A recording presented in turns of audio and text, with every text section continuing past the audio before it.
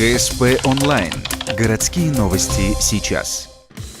Ухтинцы отметили крещенский сочельник традиционными купаниями на реке Ухте. Купель для желающих окунуться заработала в 10 часов вечера 18 декабря. В этом году из-за поздней зимы лед на реке достиг всего 25-30 сантиметров. Раньше купание устраивали, если толщина была порядка 40. Чтобы не случилось никаких непредвиденных ситуаций, в месте проведения массовых купаний собравшиеся ждали своей очереди на берегу. Купели пропускали небольшими группами, не больше 15 человек, а за порядком следили 30 специалистов.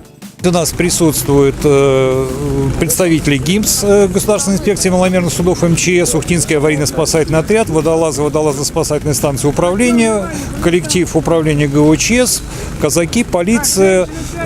Присутствует также скорая помощь, то есть все меры безопасности принимаются, и надеемся, что праздник пройдет организованно и без эксцессов. Несмотря на то, что часто в середине января ударяют так называемые крещенские морозы, ухтинцам с погодой повезло. Температура воздуха, как и прогнозировалось, была не ниже 8 градусов. Небольшой снегопад. Температура воды в реке примерно 4 градуса.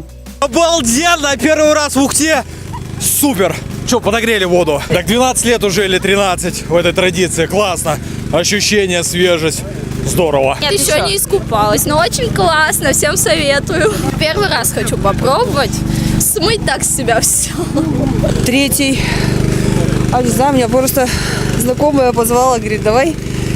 Ну, давай. Пошли. Замечательно. Мы уже не первый год ходим.